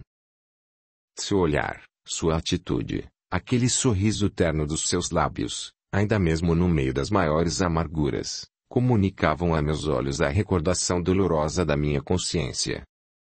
A mão esquerda, caída, conservava o chapéu cuja pluma quase tocava o chão, e a direita, oprimindo o peito, indicava conter a dor da ferida mortal ou da ferida que eu lhe fizera na alma. Era ele. Não havia dúvida. Eu via. A tortura do meu coração devia então ser suficiente para me remir de toda a dor que havia derramado naquela desditosa existência. Esmagada ao peso do remorso, deixei pender a cabeça, que senti esvaída pelo delírio, e, quando consegui voltar a mim, aquele ser ou fantasma havia desaparecido. Pesarosamente regressei à casa, e um copioso pranto inundou meus olhos. Apenas a noite envolveu com o seu enlutado manto aquele dia triste, sob que entre os condenados pelo auto de fé, um único fora devorado pelas chamas, havia poucos momentos. Chamava-se Rafael Gomes Y Salcedo. A sua juventude aumentava o terror de tão lamentável acontecimento. Contava apenas 19 anos. Pouco mais havia que morrer o Rafael de meus sonhos. E a coincidência de tempo e de nomes, veio completar a medida dos meus sofrimentos. Quanto sofri naquele dia. Capítulo 4. Espelhos da consciência. 1. Minha vida já declinava. O inverno da existência rarefazia e alvejava-me os cabelos, tão negros e abundantes no outro tempo. Uma crescente obesidade desfigurava minhas formas, e os anos gravavam-me no rosto os sinais indeléveis da sua passagem. Minha memória enfraquecida, meu andar tornara-se lento e difícil, o metal da voz penetrante e sonora e o brilho do olhar altaneiro e vivo, que tantas vezes traduziam os fogos da alma e as iras do coração, já se apagavam. Meu gesto altivo e petrificado de esfinge, por onde tantas vezes haviam passado a zombaria, o desprezo e o sorriso cruel da indiferença, confundia-se na depressão dos lábios, outrora vermelhos e provocadores pela convulsão das paixões, e agora pálidos, descarnados e frios. A hora em que surpreendi, na face, a primeira ruga, e, na fronte, o primeiro cabelo branco, foi para mim de tal desespero, que li neles, com tristeza, o algarismo indicador da minha idade, como se, quebrada a lousa do sepulcro, me levantasse, cadáver, para ler meu próprio epitáfio. Sem o poder dos atrativos de juventude, julguei-me inútil e humilhada, considerei-me vencida. Um dia, uma onda negra inundou minha fronte e invadiu-me o pensamento. Um pano fúnebre desdobrou-se ante meus olhos, e a indefinida melancolia de funesta intuição veio juntar a ideia da morte às ideias frias da velhice. No meu coração oprimido, ressoou a voz da misteriosa pitonisa, que fala do destino nas profundezas da consciência. Um pressentimento triste e inevitável, que se reproduzia de noite à luz do dia, em sonhos e por toda parte, veio recrudescer com temores de morte o pesar de não ter vivido bastante, por não ter vivido bem. Então, ao volver as vistas para trás, e ao ver a vertente da vida ante o abismo da eternidade, que me atraía com a sua força irresistível, que devora o tempo, e a que nenhum poder humano conseguirá resistir, notei a ausência de tudo quanto havia destruído. Tinha conduzido minha alma a um deserto, desterrado meu coração para o vácuo, estava só e castigada.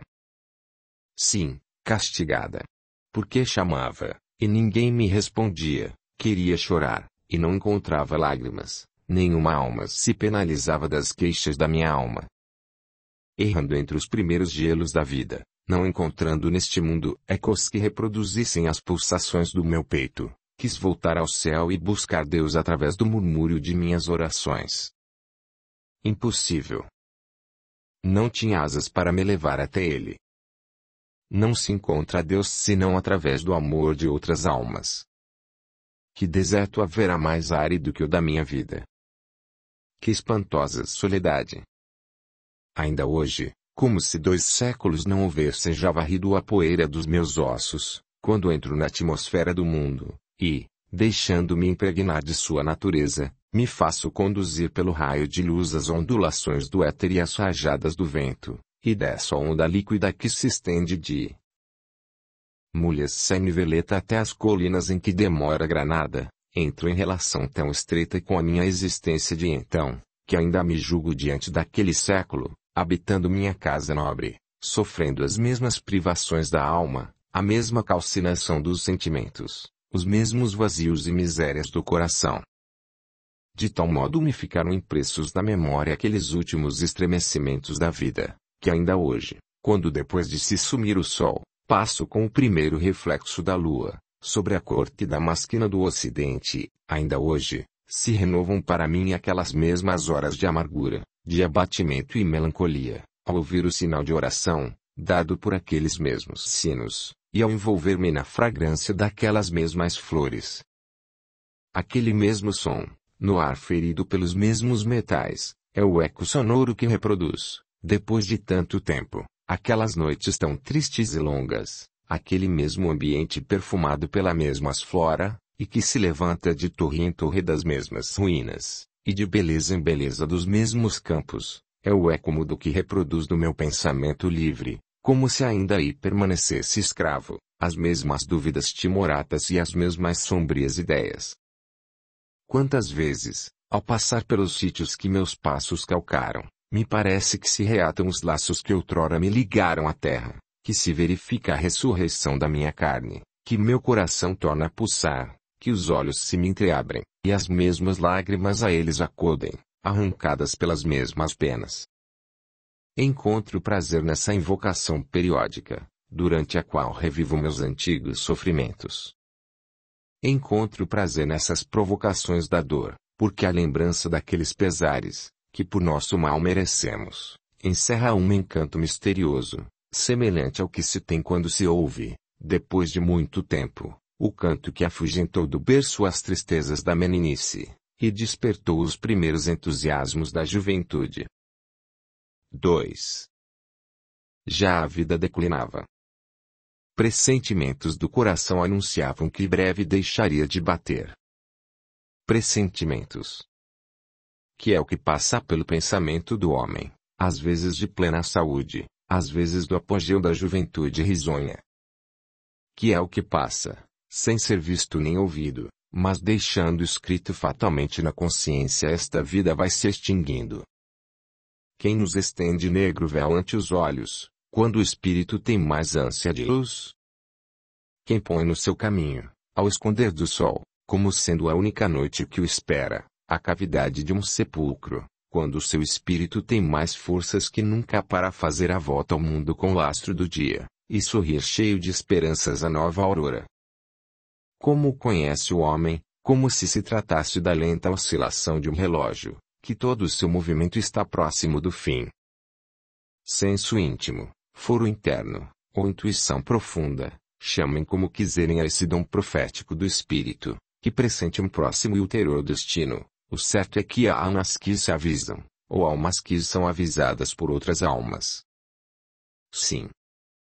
Há alguém que chama o coração, e, então chamaram o meu, quando eu estava menos disposta a responder, porque cada vez tinha mais medo da morte.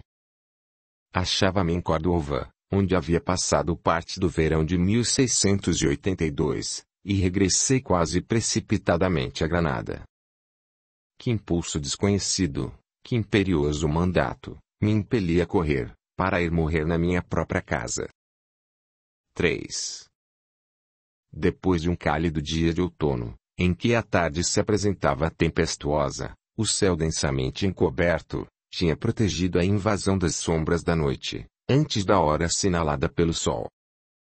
A respiração ofegante do meu peito, o peso da cabeça, que eu sentia arder, e o calor que fazia no quarto fechado, obrigaram-me a percorrer as lúgubres e silenciosas salas da casa, e chegar a uma varanda, cuja balaustrada de pedra dava para o jardim. Não era pelo desejo de respirar melhor, que procurava mais amplo espaço, mas porque a tormenta me atraía, também. Nunca, nem mesmo quando criança, a tempestade me fizera tremer. Achava lógico que nem sempre o céu devesse sorrir aos mortais, que alguma vez lhe cumprisse manifestar-lhes a sua ira, patentear-lhes o seu furor. Achava harmonia entre a minha natureza e a do mundo. A obscuridade já era completa. Somente algum relâmpago iluminava, às vezes, uma ou outra torre, uma ou outra cúpula, por cima das árvores que se entrepunham. A calma era sufocante, e profundo silêncio reinava na cidade. O longínquo rumor de algum trovão confundia-se com as últimas e tardias badaladas, que naquele momento soavam na torre da próxima igreja do Salvador. Algumas gotas grossas, desprendidas das nuvens, caíam tristemente nas folhas secas do que juncavam zero solo. A hora dos mistérios havia se antecipado. Segundo os contos e tradições da época, já os magos que defendiam a Torre dos 7 Andares podiam invadir a cidade. Boabdil já podia, com toda a sua corte, sair dos subterrâneos da Alhambra, percorrer os suntuosos pátios do seu régio alcázar, e ocupar o seu trono de marfim no salão dos embaixadores. Isabel de Solis, a encantadora Fátima, podia já mostrar o gracioso rosto num dos postigos da Torre da Cativa. Já a católica rainha de Castela, conquistadora de Granada, podia erguer-se do leito de alabastro, cingir a brilhante cota, montar o seu cavalo de batalha, correr ao acampamento de Santa Fé, regressar com todos os seus capitães, e vaguear toda a noite em volta dos torreões e baluartes. Era propícia hora para todas essas sombras realizarem suas excursões noturnas, pois muitos asseguravam havê-las visto várias vezes, e alguns até afirmavam ter-lhes seguido os passos, enquanto dormiam tranquilamente os descuidados granadinos. Apoiei os cotovelos na balaustrada, e as faces incendidas, nas mãos. Algumas gotas d'água me caíram na cabeça, umedecendo meus cabelos. Estava inquieta, sentia-me mal. De repente, senti um golpe surdo no peito, que me repercutiu nos seios, e uma pressão imensa sobre os olhos. Quis retirar-me, mas não foi possível. A fronte pendeu-me sobre a varanda, desfaleci no meio de uma grande dor, dei um grito prolongado, seco, estridente, e caí. Caí para não mais me levantar. Ainda pude perceber que corriam em meu auxílio, que me chamavam, me refrescavam o rosto. Nada mais. Como se o solo não pudesse suportar o meu peso, continuei caindo, caindo sempre. 4. Continuava a sentir, na cabeça, aquele murmúrio que crescia por momentos, como cresce a ebulição do vapor. Minhas pálpebras tremiam e pelas pupilas abrasadas cruzavam relâmpagos vermelhos e sinistros. Cada exalação daquela tormenta cerebral deixava, após a fosfórica luz, uma estria sombria, uma estrela sangrenta, em volta da qual se levantavam nuvens de cor enegrecida, que tomavam proporções colossais, e enchiam-me a cabeça, infundindo-me medo e espanto. Sim, então, eu tremia ante aquela tempestade da consciência, meu espírito naufragava, porque cada um dos seus resplendores iluminava vivamente o quadro pavoroso de algum crime, e fazia-me ver entre as sombras, a de algum ser mergulhado por minha causa no desespero e na desgraça. O céu do pensamento, em momentos tão supremos, só pode permanecer puro e sereno para os corações tranquilos. Aqui poderei comparar a revolução estranha, a comoção inaudita, e a série de alaridos que, entre furacões desfeitos, converteram em caos aquela massa inflamada que me envolvia, sem céu nem terra, sem horizonte nem formas. Só uma dessas gêneses que precedem a formação de um mundo, só um desses períodos de convulsões na ordem, de rupturas na harmonia, para depois criar outra ordem mais perfeita e uma harmonia mais brilhante. Horrorizava-me, aturdia-me por vezes, um esforço plutônico, que levantava instantaneamente montanhas de rochas, as quais, ao tocarem a abóbada daquele quadro granítico, se desfaziam em lava e cinzas, que o torvelinho arrebatava em nuvens escuras e pesadas.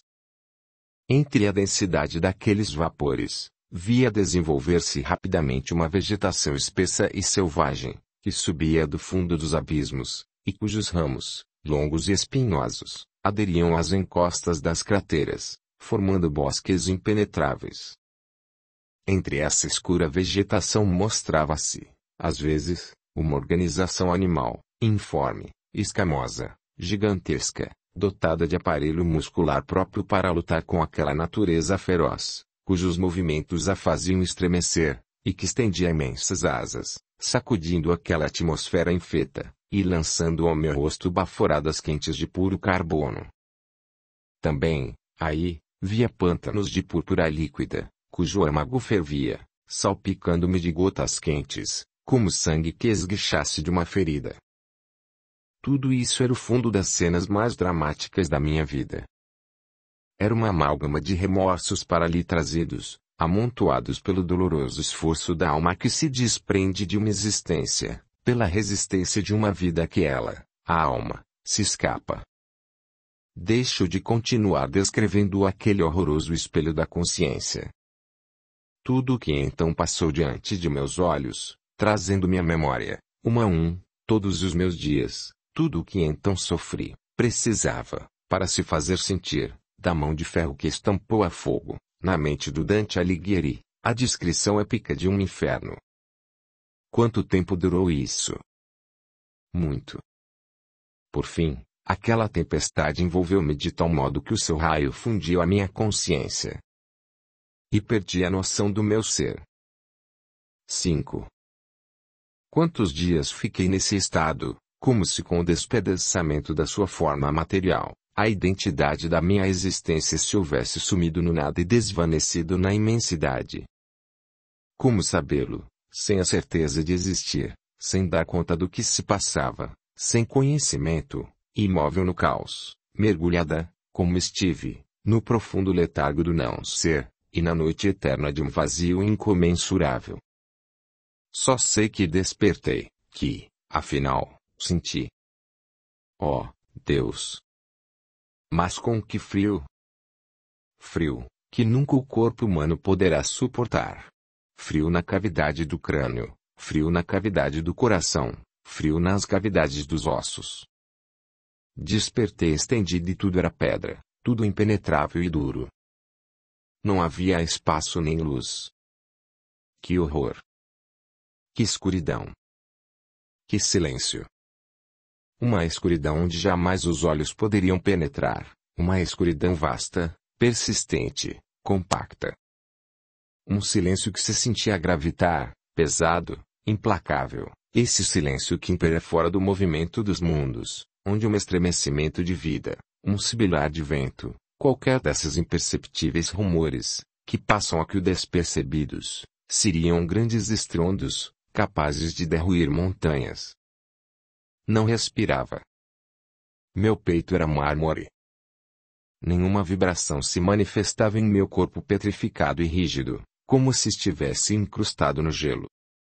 Mas pensava, sentia, reconhecia-me, não havia dúvida, era eu mesma. Que espantoso sofrimento! Que lugar era aquele? Como me encontrava ali? Quis gritar, nenhum ruído pôde soltar minha garganta. O grito ficou encerrado no íntimo silencioso da consciência. Alguma coisa consegui. Lembrei-me de que Deus está em toda parte, e, com essa ideia, envolveu-me um suavíssimo vapor. Pareceu-me ver raiar alguma luz no pensamento, senti um ligeiro calor, tênue como o da respiração de uma criança. Essa débil esperança abriu-me um céu. Não tinha outras forças nem outros movimentos além dos do espírito, e fiz um supremo esforço de vontade, que se condensou num rogo concentrado e profundo. O rumor que vinha do infinito, rumor que não era bem uma voz, mas penetrou todo o meu ser, disse-me, respondendo à minha súplica: levanta-te, e sai daí. Tocaram-me na cabeça, sob-o pela impressão estranha que nela senti. Apoiei-me e consegui incorporar-me. Seguiu-se logo outra impressão, mas esta desagradável, parecia-me que rompia o mármore. Depois andei, dei alguns passos, e senti o rumor das minhas pisadas. Estava vencido um obstáculo. Senti a atmosfera, ar livre. Respirei com força, sim, respirava.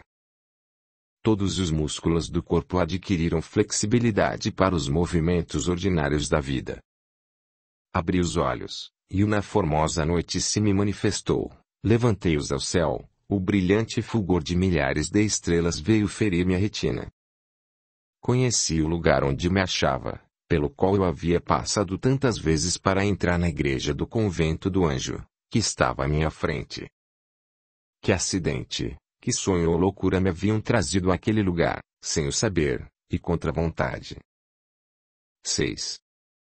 Voltar a casa foi a minha primeira ideia. Já a noite devia ir bastante adiantada, pois, pelas estreitas e acidentadas ruas da cidade, não passava outra alma além de mim. A inquietação fez-me apressar o passo e quando cheguei ao pé dos muros da minha morada, admirei-me de que ninguém me estivesse esperando. Todos, por certo, dormiam. A grande porta e o postigo do jardim estavam perfeitamente cerrados. Em nenhuma janela se via luz. Chamei com estrépito, com rira, e todos os golpes soaram prolongadamente no interior da casa. Sentia-me ágil, ativa como nunca, nem mesmo nos mais agitados dias da minha juventude. Assim é que, depois de momentos breves, vendo que ninguém respondia nem dava sinais de vida, tornei a chamar irritada, repetindo febrilmente as pancadas, mas desta vez só obtive como resposta ruidosas gargalhadas. Olhei ao redor de mim, para ver quem assim ria, mas não vi ninguém, e no entanto, a zombaria vinha de bem perto.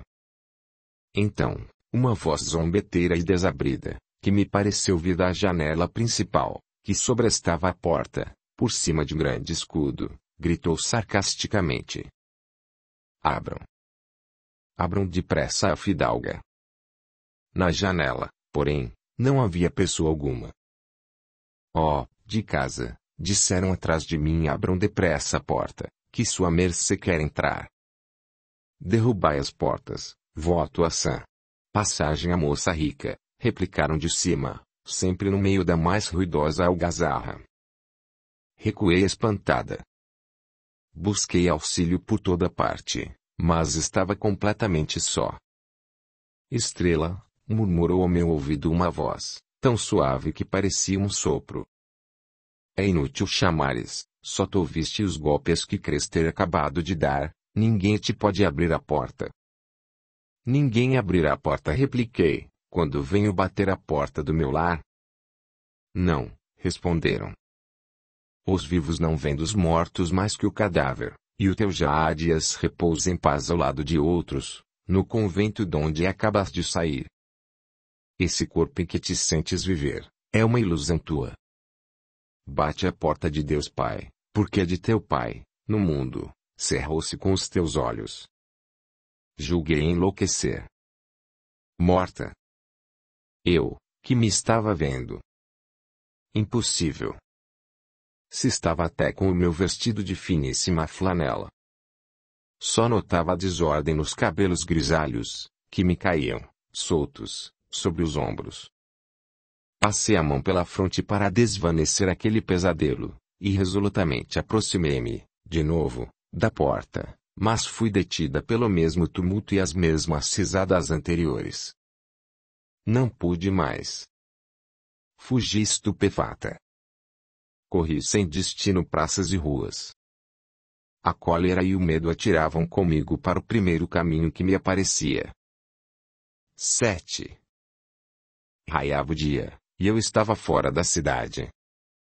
Ao aparecimento do leque de luz que se desdobrava no horizonte, as brumas da noite rasgavam-se e deixavam entrever o quadro mágico da frondosa veiga. Eu subia por um estreito caminho junto do cerro de Ainadamar, e deixei-me cair desfalecida ao longo de uma nascente, cujos filetes de água rumorejavam entre as pedras. Tinha sede e apliquei os lábios àquele transparente líquido. Bebi avidamente, mas o fogo do peito não se apagava. Tornei a beber, nada consegui. Bebi mais e mais. Que horror! Na cartucha vizinha, tocavam a matinas. Senti passos e vozes. Experimentei uma certa alegria, porque desejava ver alguém. Esperei alguns momentos. Quem passasse pelo caminho, haveria por certo de me ver, pois devia lhe chamar a atenção a presença de uma mulher, tais horas ali, naquela solidão. Daí a pouco, aparecia do lado oposto à direção que eu seguia, um homem que vinha cantando, e que, sem dúvida, ia à cidade. Trazia ao ombro a espada com o corpo para trás, a fim de facilmente sustentar uma trouxa, que dela pendia. Ao aproximar-se, pude ver sob as abas do chapéu o rosto varonil de um mancebo. Esperei que chegasse. Sua vista, com efeito, se fixou em mim, mas com tanta indiferença, como se fixasse um nevoeiro transparente, que se levantasse daquela fonte. Passou ao meu lado, quase pisando-me o vestido, ao mesmo tempo que cantava. Banha de sangue seu coração te envia, partiu em Flandres a lança inimiga.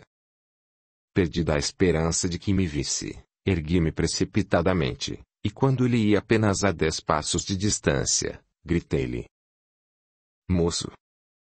Ides a Granada. Não respondeu, nem se voltou. Continuou o seu caminho cantando, sem se interromper. Sentei-me e chorei.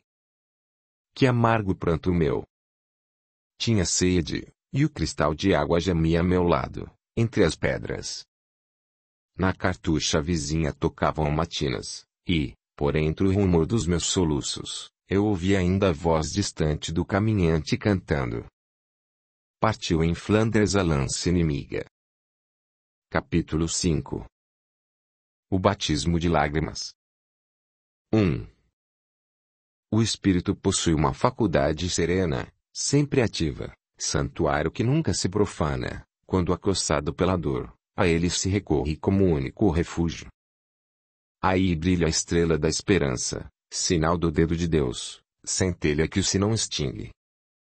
Não há nuvem que a empane, e ela brilha mais quando se contempla através de lágrimas, assim como brilham mais as constelações de um céu através da atmosfera úmida de uma noite de inverno.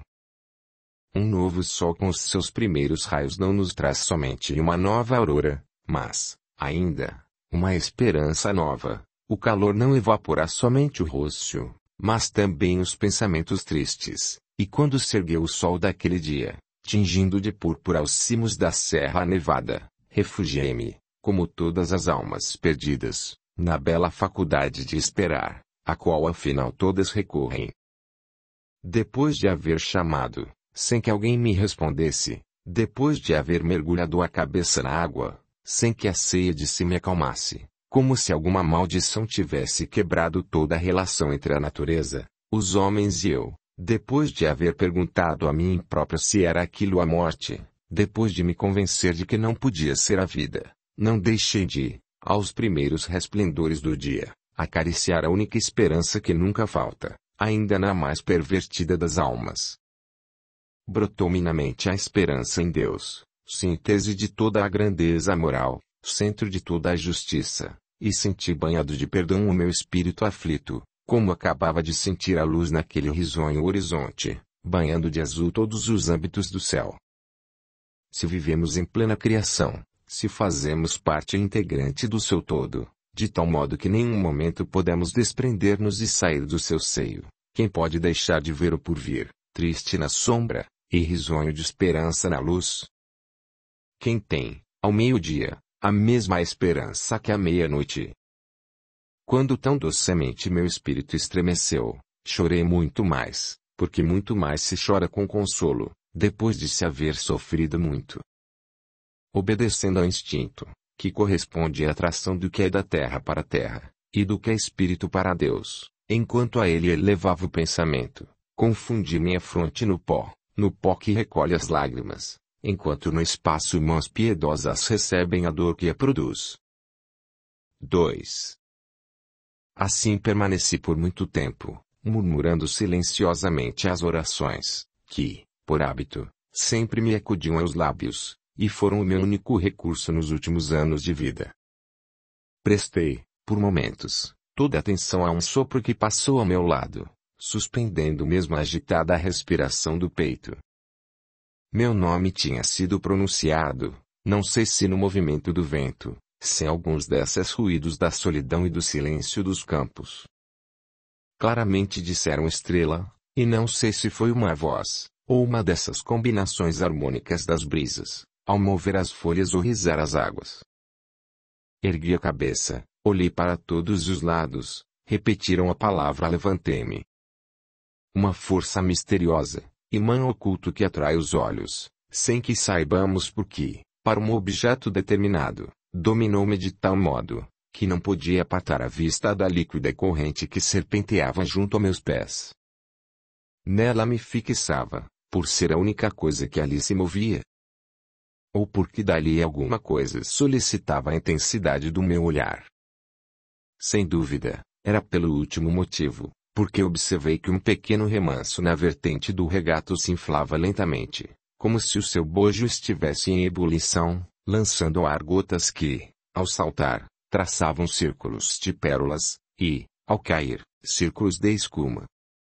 A impaciência natural arrastou-me, e, depois de haver contemplado por alguns instantes aquela rara agitação da água, ajoelhei-me para buscar comodamente, com a mão, a causa de tal fenômeno. Mas, antes que tivesse eu umedecido a extremidade dos dedos, como se dá com algumas plantas, que, apenas se lhes toca, dando mostras de um excessivo pudor contraem todas as suas folhas, aquela brilhante onda se desfez, tornando ao seu estado natural, isto é, a sua diáfana transparência. Minha mão só chegou a tomar a lodosa terra do fundo. Tornei-me pensativo e triste. Meu Deus, exclamei, juntando as mãos, se há aí algum ser, Não foi intenção minha magoá-lo, nem a sua sombra.